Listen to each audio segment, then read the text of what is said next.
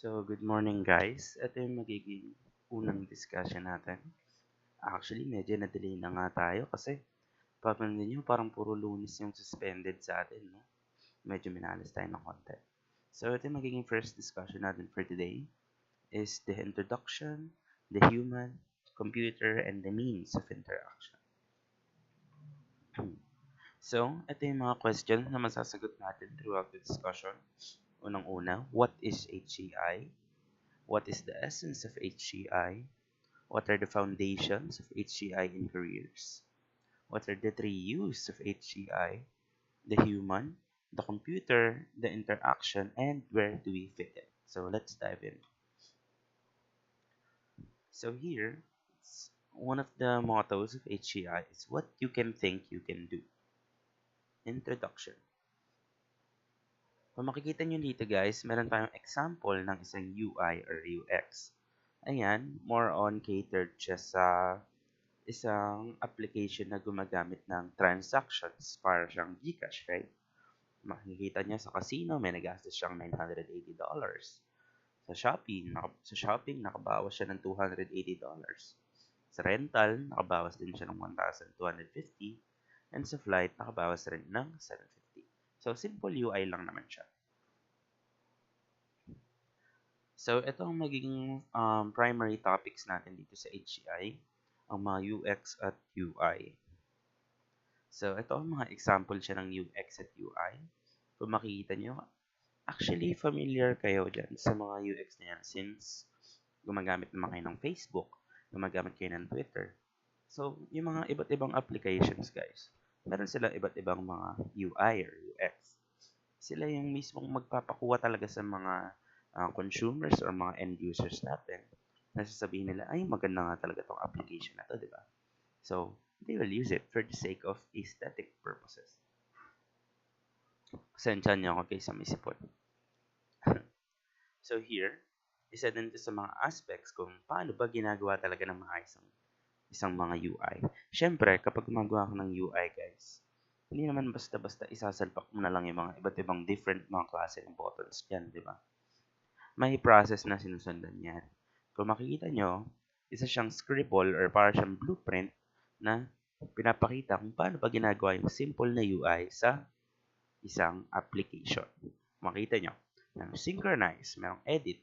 So, yan, iniisa-isa nila yung UI hanggang sa tingin nilang pwede na talaga siya i-develop or ilagay doon sa application nila. Okay? Next. So, ito yung sasagutin natin. Human interaction at computer. Paano nga ba nag-i-interact ang mga humans sa mga computers? Why it's HCI integral in the IT field? So, tanong, bakit nga ba integral si HCI in the IT field? So, unang-una is to be able to develop applications which are considerably user-friendly. Siyempre, may mga different na applications na alam naman natin hindi lahat ng mga edad ay makakagamit. For example, guys, kapag, kunwari, inutusan kayo ng nanay nyo bumili ng mantika, tapos kayo naman, busy kayo mag-ML, nag-ML kayo nun. Yung ML ba pwede mong bigay sa nanay mo, ma, pwede ba ikaw na lang muna humawak nito, palaro naman. Di ba, syempre, hindi. Mahihirapan sila since hindi naman totally pa user-friendly yung ML. Oo, user-friendly siya pagdating sa mga gamers talaga. Pero kapag hindi ka talaga gamer, mahihirapan ka gumamit since hindi naman siya for the masses kung tutuusin, di ba? Next, to determine the basics and characteristics of an effective computer system using the user's point of view. So, diyan, titingnan nga daw natin kung ano nga may mga characteristics ng isang system natin gamit ang point of view ng mga users. For example, guys, tayo, once na may makita tayong application or sabihin natin website na, ay, maganda tong website na to, kompleto yung features. Merong different ways ng panonood ng mga videos. Merong iba't ibang klase ng games na nakapaloob sa website na yun. Talagang makikita niyo siyang interactive siya. At alam niya naman sa sarili niya na maganda tong website na to, makikita niyo yung pinaghirapan talaga. Di ba nakakatawa gamitin? Okay. Next, know the significance of a good computer system for users of different types. So, ang significance ng isang magandang computer system, ibig sabihin yan guys, malalaman mo talaga kahit iba-iba yung gumamit ng computer system na yan or kahit palagay na lang nating application, malalaman ba natin na maganda ba talaga yung application na yan? Kasi alam natin, kahit sinong edad, pwede nakagamit yan. For example, kapag nanonood kayo ng mga movies, guys, kadalasan, ano yung mga family-friendly na mga movies? 'Di ba? Ayun yung mga nakakaiyak, ayun yung mga movies na involving mga aso, yung mga pambata. Yung talagang naka-catered talaga siya sa pang all around ng mga viewers, 'di ba? Kumbaga, play safe siya. Hindi siya yung tipong, kasi, example guys, yung lola nyo ba, dadalhin nyo manood ng horror movie, ng Conjuring? Siyempre hindi, di ba? Next. What is human-computer interaction? So HCI, or the design of interactive systems and user interface. So sabi nga daw dito, in order for a user to use a system, it must first be aesthetically pleasing. So dapat maganda daw sa mata, pero not too intimidating to be used by the target user. Kumbaga, dapat maganda siya tingnan, pero hindi siya complicated. Okay? Kapag kasi masyadong complicated yung isang application, hindi na siya cater sa lahat talaga ng edad, kung tutuusin, di ba? Gaya nga ng ML, di ba? Kahit sabihin natin maganda yung pagkakagawa sa UI na yun. Pero masasabi niyo ba siyang user-friendly nga ba talaga? Once na mapunta kayo dun sa mismong intro ng ML, malalaman ba ng mama mo kung saan dun yung rank game? Tingin mo agad-agad. Di ba hindi? Okay? It is also the marriage of art and technology. So sabi nga dyan, yan nga daw ang pagko-combination ng art at ng technology. So tayo, as mga information technologists, syempre, dapat pagandahin din natin yung gawa natin. Kasi, ngayon guys, binabayaran din talaga yung mga graphic designers, di ba? Pero dapat kasi tayo, kahit papano, ay simple understanding din tayo kung paano nga ba natin papagandahin yung mga system natin. Okay? So, ito example ng isang UI, kung makikita nyo. Keeping the end in mind. So, sabihin nyo kung suitable ba talaga yung ginawa nyo para sa task na yun. Easy to use ba siya? Appropriate, adaptable to the user's knowledge and experience. So, ibig sabihin lang naman yan, guys. Kung yung application na yun, ay sakto talaga para sa ginawa nyong mga gagamit yan. So, kung gumawa kayo ng app para sabihin natin, makatulong sa mga bulag na makabasa, mag-auto-transcript sa mga bulag, parang sa startup. Tingin nyo ba, ayan talaga makakatulong para sa kanila? Okay? Nagpo-provide ba siya ng feedback dun sa performance niya? Pwede ka ba maglagay dun na mga ratings mo kung maganda nga ba talaga tong application na to? Okay? And it displays information in a format and at a pace that is adapted to the user. So, diyan naman, nagpapakita nga daw naman siya ng information na talagang tama at nakaayos, di ba? Nakakalito rin naman kapag yung data niya na nalagay nyo sa application nyo is hindi ayos. Okay? And also, that it conforms to the principles of software ergonomics. HCI tasks. User task analysis. So ito, familiarize nyo na lang yung sarili nyo. Yan, okay? So, ayan lang naman guys. Yan yung magiging system natin or flow kung paano nga ba gumagawa ng isang task or isang application, sabihin natin. Okay? Familiarize yourselves na lang muna. Unang-una, it combats designer's block. So, the first and foremost reason that you should sketch on paper before designing a computer is your idea will flow more naturally. Okay? So, imagine guys, para kayong mga artist na nag-drawing muna sa papel bago mismo gumawa ng mismong art. Okay? Kasi, kung isipin nyo nga naman, nakaka-pressure din kasi kung mag-i-diretso ka agad kayo sa art na gagawin nyo kung wala pa talaga kayong idea kung ano yung gagawin nyo, di ba? Maganda kayo pa paano may sketch or may blueprint muna kayo para malaman nyo na, ay okay, tama itong pinapatunguhan ng gawa ko. Okay? Next. HCI task. What is the goal? So, ang HCI task is either useful, usable, or used.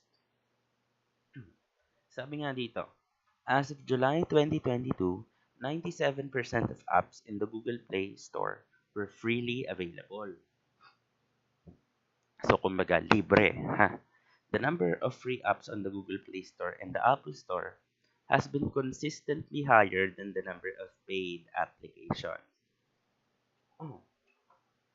By comparison, in December 21, free Android apps on Amazon were roughly 80%, while paid apps accounted for a share of 18% naman. Okay? So, ano kaya ibig sabihin yan? Pagdating kasi talaga sa pagbibili natin ng mga application or paggamit natin ng application, hindi naman natin sa totoong tinitingnan yung mga may bayad. Siyempre, alam naman natin, the internet is free. Why should we pay for it, right? Kung alam naman natin ngayon na halos lahat ng bagay ngayon sa internet is pwede natin gawin ng libre, ba't pa natin babayaran? Siyempre, ayaw natin magsayang ng pera. At alam din ng mga application users na yan. Kung makikita nyo, sa Android nga, 96.8 yung gumagamit ng mga libreng apps at 3.2 lang yung hindi. Sa iOS naman, din mo, kahit mayaman yung mga naka-iOS na yan, 6% lang sa kanila yung nagbabayad talaga dyan para sa applications. So, ayan. So, task. Focus on accomplishing work is also problematic when you think of areas such as domestic appliances, consumer electronics, and e-commerce. So, tama nga naman, nakakaproblema nga rin naman kung iisipin yung mga domestic appliances na hindi natin napapaayos or napapagana. For example naman dyan, guys, pagdating sa useful kasi or gagawa kayo ng mga applications, isipin nyo rin kasi or to take into consideration nyo rin kung makakatulong nga ba tong application natin para sa sarili natin. Kung kaya ba natin kumita dito sa application na to. Kung ano nga ba yung mga benefits pag ginawa natin ng application na to. Right? So, ayan ang mga to take into consideration natin dyan. Right.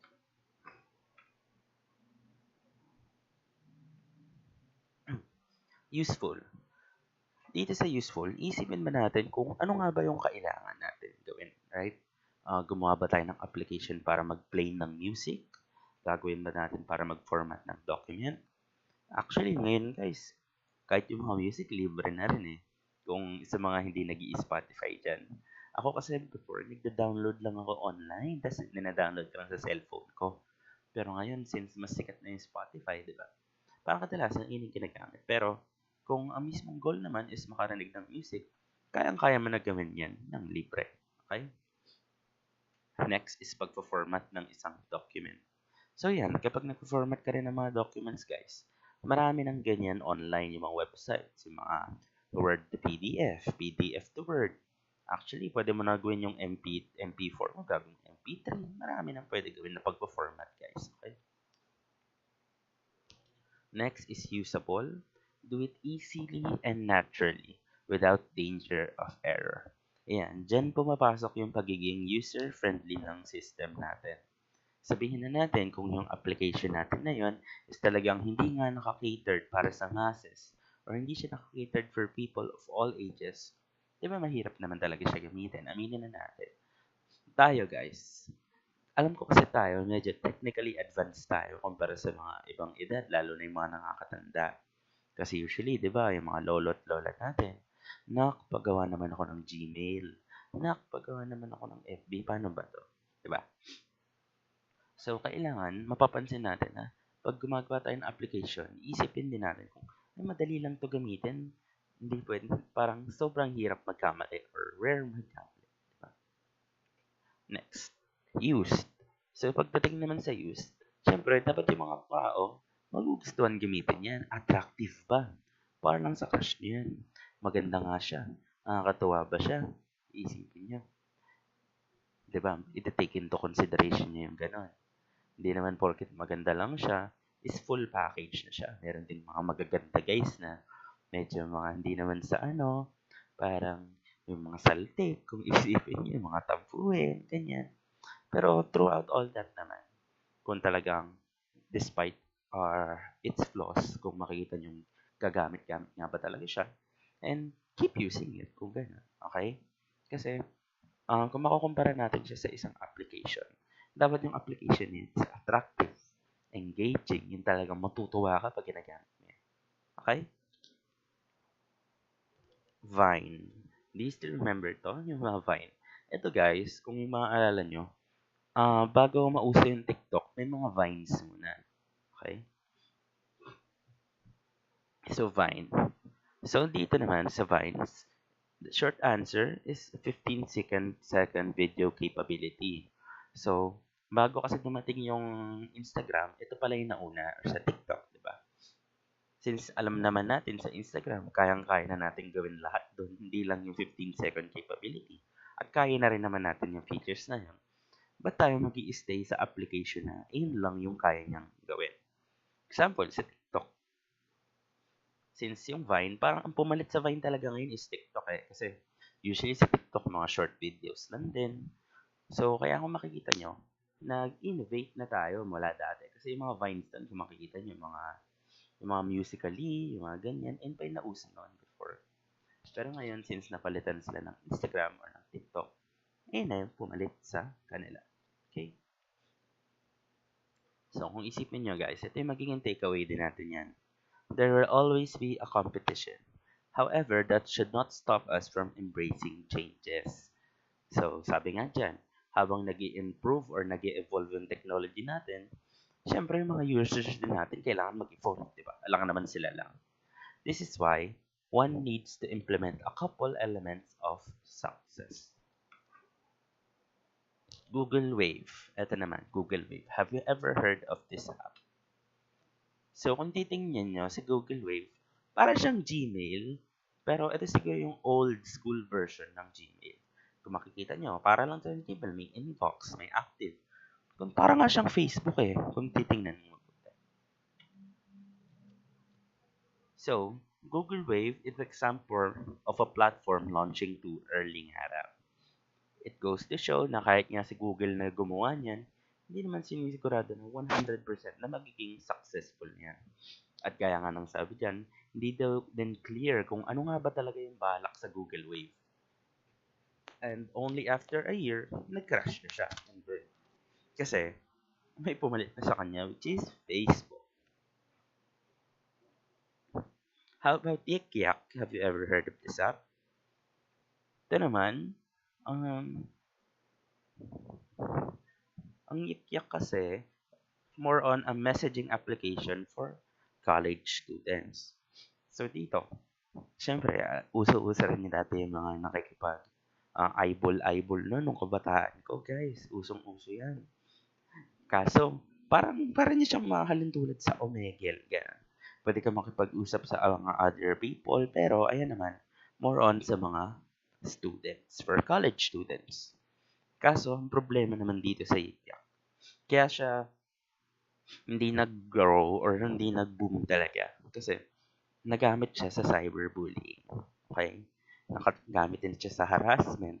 Parang, imbis na yung mismong purpose lang na talaga yung ginagamit para sa application na yun, may mga iba't ibang negative na purposes na nangyari. Kaya, ayan, hindi na siya tumuloy. Okay? So, ito yung example niya. Kung makikita nyo. Next.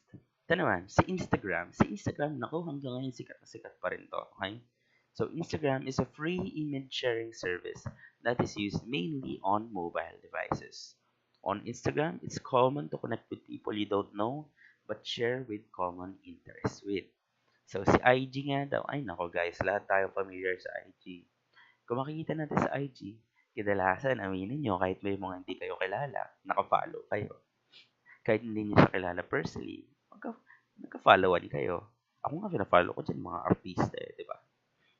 So, lalakas loob mo yan kasi makikita mo naman. Pwede mo siya i-follow at mga pictures lang naman. So, why not, di ba? Next, doom scrolling. Ano nga ba yung doom scrolling? So, doom scrolling is continually reading social media in times of distress, anticipating bad news to come. So, si doom scrolling daw, Kada nag-i-scroll, para bang nag-aantay ka ng may masamang mangyayari. Okay? So, medyo masama yun, guys. Kasi, isipin nyo, why wait for something that's bound to happen? Diba? Kasi, kung alam mo namang bad news nga siya, but parang excited ka pa. Diba? So, nonsense. Diba? Nonsense. Ito naman, doom scrolling nga daw, is this tendency to continue or to scroll through bad news even though that news is saddening, disheartening, or depressing. So, ang example dito, COVID-19, guys. Nako, COVID-19, 3 taon ata or more tayong nakatingga sa bahay dahil sa sakit na yun. Actually, hanggang ngayon, ewan ko kung may mga cases pa rin. Pero if ever man, sana nga wala na, di ba? So, people are continually researching about this kasi syempre nga naman, natatakot pa rin sila na baka sakaling maulit. Usong-usong ngayon, may mga bagong sakit na naman like MERS-CoV, may mga Mpox pa nga eh, di ba? So, ayan. And lastly is the interaction. So, sabi nga dito, emotion influences human capabilities. Users share common capabilities, but individuals with differences which should not be ignored. Human. So, mga tao nga naman kasi, limited lang sila sa kapasidad ng process ng information. Kung isipin nyo guys, kapag pinabasa ba kayo ng isang libro, matatandaan nyo ba agad lahat ng laman ng libro na yun? Siyempre, hindi. Okay? So, information is received and response given via a number of input and output channels. So, itong mga channels niya, visual, haptic, auditory, and movement. The question is, ano nga ba talaga ginagawa ng computer? Then, guys. So, since nga, si tao or si humans or tayo, gaya nga ng sabi ko kanina, wala tayong capability na mag-process ng ganung karaming information ng sabay-sabay. Si computer yung magsusupply ng mga needs na yon. So, gaya nga nasabi dyan, si computer nagsusupply ng needs ng human na hindi natin pa kaya at the moment. Right? Pinapadali niya yung buhay natin. So, as IT professionals, ano nga ba yung responsibility natin? Paano nga ba talaga nagko-communicate ang human at computer? Gamit ang input-output channels. Okay? A person's interaction with the outside world occurs through information being received and sent. Input and output. Nako guys, familiar na kayo dyan. Si input going in, si output going out. What is there to decide? So sa introduction naman, the requirements of the user should therefore be or first priority as builders of the system that they will use. In line with this principle, we should also know the importance of human psychology coming under the general banner of cognitive psychology. Ito naman nag-psychology pa tayo, guys. So, ito, naalala niyo pa ba yung mga input and output devices? So, computer systems also use graphical user interface to be able to convey a more precise message. These involve menus, icons, and windows, and what appears on the screen and what users receive through sight. Beeps and other sound outputs received by the ear. Touch also plays an essential part too. You yourself send information using your hands. So tayo nga naman, pag gumagamit tayo ng mga computer, ano ba ginagamit natin para mag-process ng mga information na yun? 'Di ba? Yung mga input devices at gamit yung mga kamay natin. So using those guys, ay magiging paraan natin para makapag-communicate sa computer. So gaya nga na sa unang-unang meeting pa natin, sabi ko nga sa inyo, ano nga ba ang ganap? Paano nga ba nagko-communicate or nag interact ang human at computer? So, diyan nagtatapos ang unang lesson natin. Thank you guys for listening.